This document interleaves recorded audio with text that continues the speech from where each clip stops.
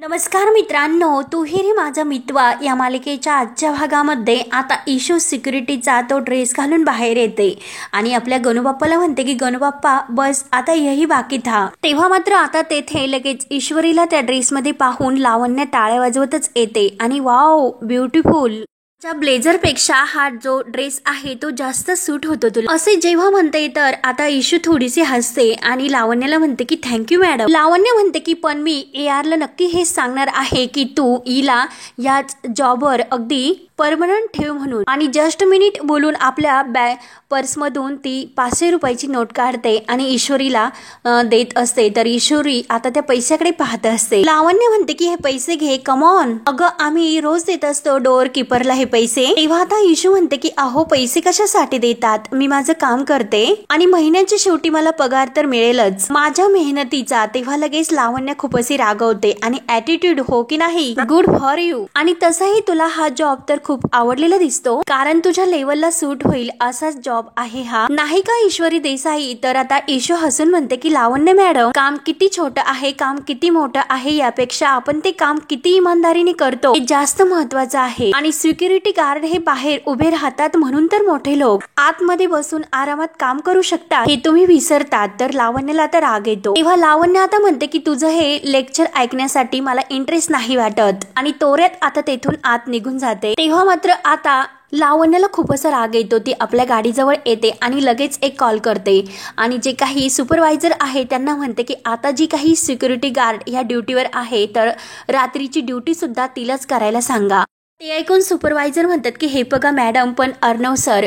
तेव्हा मात्र आता लगेच लावण्य म्हणते की मी तुम्हाला सांगितले जे काम मी सांगितले आहे दॅट्स माय ऑर्डर आणि फोन ठेवते आणि मनात म्हणते की लावण्य देशमुखचा तो हात पकडलास ना त्याच्यामुळे पुढे काय होतं हे बघतच राहा। तेव्हा मात्र आता ईश्वरी गेटवर असते आणि लावण्य जोरात तिच्यापासून ती गाडी घेऊन जाते। तेव्हा इशू तिचं काम पूर्णपणे अगदी प्रामाणिकपणे करत असते आणि जेव्हा ते जे काही राजप्रकाश आहे तर त्याने जे गुंड पाठवलेले आहे तर ते त्यांच्या कामासाठी तेथे येतात आणि लपून बसलेले असतात। तर आता मात्र ही गेट उघडते, एक गाडी आतमध्ये येते आणि तेव्हा त्या गुंडांना समजतं की ह्या गेटवर तर सिक्युरिटी म्हणून एक पोरगी आहे म्हणून आता ते दोघांना आता या पोरीला बरोबर चकवा देऊन आतमध्ये जाता येईल, हे सोपं होईल आपल्यासाठी म्हणून आता ते म्हणतात की अरे ती पोरगी। तेव्हा इशू लगेच दरवाजा लावून घेते आणि तेव्हा इशू आपल्या मोबाईलच्या घड्याळात पाहते की किती वाजले तर 6 वाजलेले कळते तिला म्हणून आता ती म्हणते की एकदाची ड्युटी तर संपली।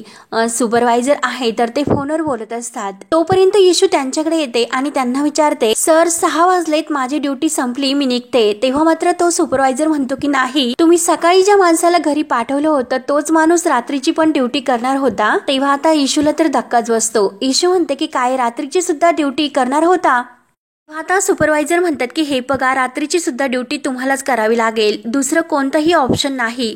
ईश्वरी म्हणते की अहो पण असं कसं, नाईट शिफ्ट नाही करू शकत कारण मी घरी काही सांगितलेले नाही। तेव्हा आता लगेच ते सुपरवायझर म्हणतात की तुम्हाला कोणी सांगितलं होतं मग आगाऊपणा करून त्या माणसाला घरी पाठवायला। तेव्हा आता इशू म्हणते की हो ना बरोबर आहे, परंतु लगेच तुम्ही मला तर आता नाईट ड्युटी करायला लावणार का। तेव्हा आता सुपरवायझर म्हणतात की हो कारण आमच्याकडे दुसरा माणूस नाही आणि ड्युटी तर तुम्हालाच करावी लागेल असे बोलून सुपरवायझर बाजूला निघून जातो। तर इशूला टेन्शन येतं, ती विचार करते की आता काय करू, घरी काय सांगू आणि जर आत्याला हे सर्व सांगितलं तर ती आणखीनच बिथरून जाईल, पण मला ही ड्युटी तर करावीच लागेल नाहीतर त्या भडकूचंदाला तर नाही चान्सेस मिळेल मला नोकरीवरून काढण्याचा। तेव्हा मात्र इशू लगेच नमूला घरी फोन करते आणि नमू लगेच म्हणते फोन घेते आणि बोल ना इशू, निघालीस का। तर इशू म्हणते की नाही ग, मला जरा आज एक काम आहे, जास्त वेळ लागणार आहे खूप काम असल्यामुळे। तेव्हा नमू विचारते की अगं बरं ठीक आहे पण 8 वाजेपर्यंत तर येशील ना। तर आता इशू म्हणते की नाही अगं आणखीन उशीर होईल। तेव्हा आता नमू विचारते की आणखीन उशीर म्हणजे 10 वाजतील का येण्यासाठी। तेव्हा मात्र इशू म्हणते की अगं ताई, आणि जयवत ते आता तेथे ऐकत असते। इशू म्हणत असते की अगं ताई खरंच येण्यासाठी खूप उशीर होईल आणि किती होईल हे सांगता येत नाही, तुम्ही जेवण करून घ्या आणि झोपून जा। तर आता नमूला टेन्शन येतं। नमू म्हणते की इशू एवढा उशीर झाला तर आत्या किती चिडेल। तेव्हा इशू म्हणते की अगं ताई तू अजिबात काळजी करू नको आणि आत्याला सांग तू सुद्धा टेन्शन घेऊ नकोस आणि माझ्यासोबत येथे अनेक मुली आहेत, मी एकटी नाही, त्यामुळे तू आत्याला लवकर जेवायला वाढ आणि तिला झोपायला सांग. तेव्हा नमू म्हणते की अगं पण साधारण तुला येण्यासाठी किती वाजतील. तर इशू म्हणते की खरंच अगं नमू काही सांगता येत नाही की किती वाजतील म्हणून, खूप उशीर होईल. अगं पण मी येथे सेफ आहे आणि मीच येथे सिक्युरिटी गार्ड असं ती म्हणून जाते. तेव्हा आता नमू म्हणते की काय आणि परत इशू म्हणते की नाही अगं टेन्शनचं काही कारण नाही, कारण येथे सिक्युरिटी गार्ड वगैरे आहेत, मी सेफ आहे आणि चल अगं नमुताई मी आता ठेवते कारण मला बरंचसं काम आहे, बाय करून आता इशू फोन ठेवते. इशूला आता खरंच खूप आत्याचे खूप टेन्शन येते. तर आत्या मात्र आता इकडे नमूला हे सर्व ऐकून विचारते काय ग काय म्हणत होतीस ती. तेव्हा नमू म्हणते की इशू असं म्हणत होती की तिला येण्यासाठी जरा उशीर होईल. तर आत्या विचारते की जरा म्हणजे किती. तेव्हा आता नमू हळूच म्हणते की माहिती नाही. तेव्हा आता जयात्या म्हणते की माहिती नाही अगं ती तुला गुंडाळते हे तुला नाही कळत का, नक्की काहीतरी गडबड आहे म्हणून. आणि तेव्हा लगेच गाडीचा हॉर्न येतो आणि इशू लगेच गेट उघडायला धावत जाते आणि ते जे काही गुंड आहे ते दोघे अजूनपर्यंत तेथेच बसून असतात. तर इशू परत गेट लावून घेते. तेव्हा मात्र आता त्यातील एक गुंड आपल्या त्या सावंतला फोन करतो आणि साहेब आम्ही गोडाऊनच्या गेट जवळच आहोत आणि चान्स मिळाला तर नक्की आत शिरतो आणि जे काही काम आहे ते पूर्ण करतो. आणि साहेब उलट तर आज इतकं सोपं होऊन जाईल कारण ह्या लोकांनी मात्र गेटवर सिक्युरिटी गार्ड म्हणून एका पोरीला बसवलं. आणि हो साहेब ओके चालेल आपलं काम पूर्ण होईल. तेव्हा आता भरपूर रात्र होते आणि इशू आता पूर्ण बिचारी थकून जाते आणि सारखा पहारा देत असते. परंतु आता ते गुंड आहे तर ते त्या कडेच्या भिंती आहे त्यावरून वर चढून आत येतात. तेव्हा आता इशू पूर्ण दमून जाते आणि परत म्हणते की नको दमून आता नाही चालणार कारण लक्ष ठेवावेच लागेल, नाहीतर काही जर झाले तर त्या कारणावरून हा भडकूचंद माझ्याशी भांडायला परत येईल. आणि मला पूर्ण खात्री आहे की रात्रीच्या या सिक्युरिटी गार्डला सुद्धा यांनी मुद्दाम सुट्टी दिली असेल मला इथे अडकवण्यासाठी. एक नंबरचा कडूस आहे तो. त्यानंतर मात्र आता ते गुंड आत शिरतात आणि समोर दुसरा जो सिक्युरिटी गार्ड असतात तर तो झोपा काढत असतो. तेव्हा हे गुंड त्याच्या मागून गुपचूप येतात आणि त्याच्या मानकटात चांगली बुक्की बसून त्याला खाली बेशुद्ध पाडतात आणि आत शिरतात. तर इशू लगेच हे पाहते. इशूला तर आता हे बघून धक्काच बसतो. तेव्हा इशू यांना काय झालं असे बोलून धावतच येते त्या सिक्युरिटी गार्ड जवळ येते. यांना काय झालं असेल म्हणून ती लगेच आता त्यांना उठवत असते की दादा अहो काय झालं उठा, दादा अहो काय झालं उठा. आणि तेवढ्यात आता तिकडून काहीतरी आवाज इशूच्या कानावर येतो.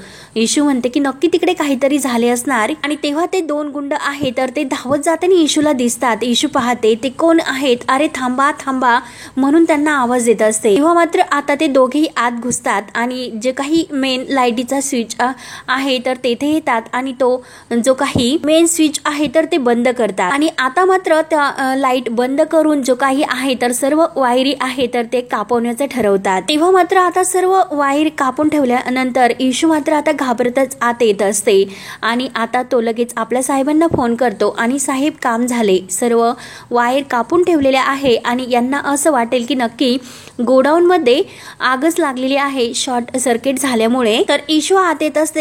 तो दुसरा माणूस त्या गुंडाला म्हणत असतो की चल आवर पटकनी. तेव्हा तो म्हणतो की हो काम झाले साहेब. इशू ओरडते की कोण आहे तिकडे, कोण. इशूचा आवाज ऐकून तो लगेच आता त्या दुसऱ्या गुंडाला म्हणतो की चल सटक येथून, म्हणून ते दोघेही आता तेथून पळून जातात. इशू ओरडत असते की कोण आहे तिकडे, कोण समोर या. आणि तेव्हा इशू समोर पाहते की ह्या वायर्स अशा कशा तुटल्या असतील, हे सगळं काय झालं म्हणून आता ईश्वरीला खूप टेन्शन येते. आणि तेव्हा हे दोघेही गुंड आता त्या परत मेन स्विच जवळ येतात आणि आता मी लाईट ऑन करतो म्हणजे सर्व काही शॉर्ट सर्किट होईल. तेव्हा मात्र आता ते गुंड जेव्हा लाईट ऑन करतात तर आता सर्वत्र लाईटचे स्पार्क उडायला सुरुवात होते. इशू खूप घाबरते आणि आता ही दोघेही इतके खुश होतात आणि चल सटक असं म्हणत असतात. तेव्हा आता इशूवर खूप मोठं असं संकट येतं आणि या संकटात ती सापडते. तर इकडे अर्णव आपल्या लॅपटॉप मध्ये काहीतरी आता चेक करत असतो. तर अंजली तेथे त्याच्यासाठी दूध घेऊन येते. तेव्हा अर्णव म्हणतो की ताई नकोय मला.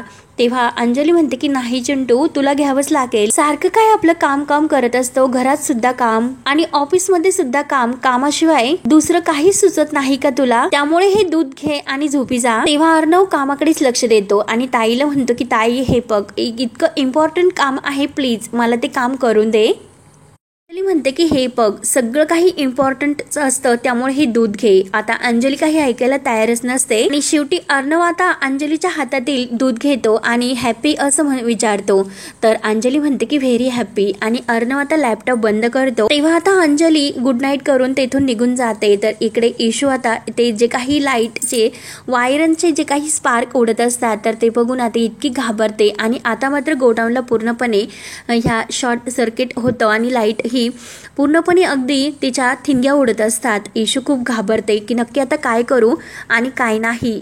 तर आता समोर जे काही सात्विक फॅशनचे ते गोडाऊन मधील बॉक्स आहे तर त्या बॉक्सला आग लागते. तर इशू जोरात आग अशी ओरडते. तिला खूप भीती वाटते आणि एवढ्यात दूध पिता पिता मात्र आर्यन आपला उघडतो आणि जेव्हा त्याला समजतं की आता गोडाऊनमध्ये आग लागलेली आहे तर तो पाहतो आणि त्याला समोर तेथे ईश्वरी सुद्धा दिसते आणि मिस बडबड येथे काय करते, इतक्या रात्री ती गोडाऊनमध्ये काय करत असेल, म्हणून आता तो धावतच न दूध पिता तेथून निघून जातो. तेव्हा आता इशू विचार करते की बापरे, काय हे, आता काहीतरी करून सुद्धा ही आग मला विझवावीच लागेल, नाहीतर अख्ख्या गोडाऊनला आग लागेल, नाहीतर खूप मोठं असं नुकसान होऊन जाईल. म्हणून आता ईश्वरी नेमकं काय करायचं याचा विचार करते. तेव्हा आता इशू तेथे काहीतरी ते हातामध्ये घेऊन लगेच ती आग विझवण्याचा प्रयत्न करते, परंतु आग मात्र इतकी लागलेली असते इशूला काही करता येत नसते. इशू आता इतकी घाबरते आणि आता काय करायचं हे ती ठरवते आणि बापरे बापरे असं म्हणत ती खूप घाबरत एका ठिकाणी बसते. अगदी जोरात किंचाळत असते, परंतु आता कोण मदतीला धावून येईल. इशू आता ती आग कशी विझू म्हणून इशू ही आता टेन्शनमध्ये आलेली असते. त्यानंतर आता अर्णव काही सेकंदातच आता इतकी फास्ट गाडी घेऊन तेथे येऊन पोहोचतो, गेटजवळ येतो आणि जोरात हॉर्न वाजवत असतो. परंतु आता हा सिक्युरिटी गार्ड हा बेशुद्ध असतो आणि त्याच्या मानेमध्ये म्हणजे पाठीत जास्त लागलेलं असतं. तेव्हा मात्र तो आता थोडासा उठतो. तर आर्यन आता गेटजवळ येतो. सिक्युरिटी असा आवाज देतो आणि ओपन द गेट असं करत असतो. तेव्हा तर कुठे ह्या सिक्युरिटी गार्डच्या कानावर पडते आणि तो कसे तरी आपल्याला तेथून उठवतो आणि स्वतः उठून लगेच धावत ह्या गेट जवळ येतो. तेव्हा आता अर्णव जेव्हा त्याने गेट उघडलेलं असतं तर अर्णवचा धक्का त्याला लागतो. अर्णव त्याच्याकडे लक्ष सुद्धा देत नाही आणि धावतच आत येतो. तेव्हा इशू तेथे किंचाळत बसलेले असते आणि अर्णव धावत येतो, डायरेक्ट इशू जवळ येतो, इशूला धरतो.